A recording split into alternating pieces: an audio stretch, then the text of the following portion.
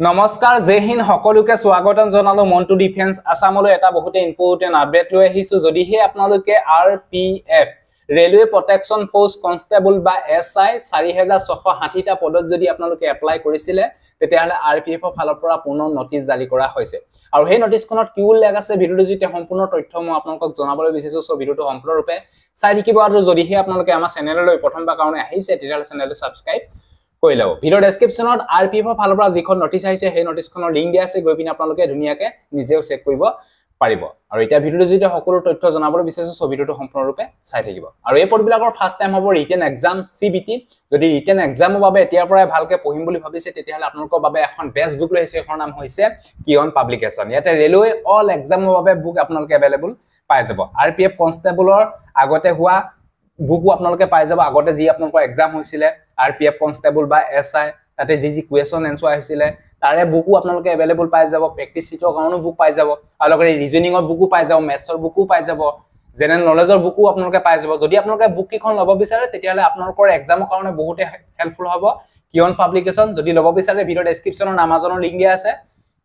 railway protection force constable বা SI written এক্সামৰ কাৰণে best book কিয়ন publication যদি লব বিচাৰে লৈ লওক ভিডিও ডেসক্ৰিপচনৰ লিংক দিয়া আছে এতিয়া আৰপিএফ ৰ ফালৰ পৰা যেটো নটিচ আহিছে সেই নটিচটো কি উল্লেখ আছে মই আপোনালোকক জনাবলৈ বিচাৰিছো নটিচটো উল্লেখ কৰিছে যে যিখিনি আপোনালোকৰ RPF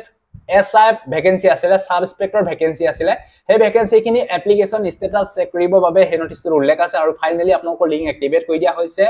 RPF SI sub inspector বাবে ইতিমধ্যে এপ্লিকেশন ষ্টেটাস চেক কৰা লিংক মুকলি কৰা হৈছে লগ ইন কৰি আপোনালোকে এপ্লিকেশন ষ্টেটাস চেক কৰিব পাৰিব আৰু যিখিনি আপোনালোকৰ কনস্টেবল ভ্যাকেন্সি আছে সেই কনস্টেবল ভ্যাকেন্সিখিনি এপ্লিকেশন ষ্টেটাস চেক কৰাৰ বাবে কোনো ধৰণৰ লিংক মুকলি কৰা নাই অনলি এতিয়া এসআই পদবিলাকৰ বাবেহে এপ্লিকেশন ষ্টেটাস চেক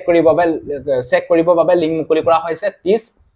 সেপ্টেম্বৰ তাৰিখত এই বিষয় আপোনালোকে গম পালে তললে স্ক্ৰল ডাউন কৰিব একেবাৰে যাব ইয়াতে আপোনালোকে দেখিছে ইয়াতে নটিচটো আপোনালোকে চাব ইম্পৰ্টেন্ট নটিচ ইয়াতে আপোনালোকে দেখিছে আৰপিএফ এসআই এপ্লিকেশন ষ্টেটাস 2024 ৰ লিংক ইয়াতে ক্লিক কৰি আপোনালোকে লগ ইন কৰি আপোনালোকে এপ্লিকেশন ষ্টেটাসটো চেক কৰিব যে আপোনালোকৰ এপ্লিকেশন ফৰ্মখন ৰিজেক্ট হৈছে নে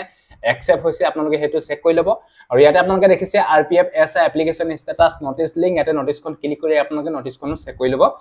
পাৰিব আৰু খুব কম দিনৰ ভিতৰতে আপোনালোকে আৰপিএফ কনস্টেবল পদবিলাকৰ বাবেও এপ্লিকেশন ষ্টেটাস চেক কৰিবৰ বাবে লিংক মুকলি কৰা হ'ব যেতিয়া আহিব নিশ্চয় আপোনালোকক জনাম আৰু আপোনালোকে ভালকে ৰিটেন এক্সামৰ কাৰণে তৈয়াৰী কৰক কাৰণ এপ্লিকেশন ষ্টেটাসৰ বাবে ইতিমধ্যে লিংক মুকলি কৰা হৈছে খুব কম দিনৰ ভিতৰতে আপোনালোকৰ এডমিট কাৰ্ডটো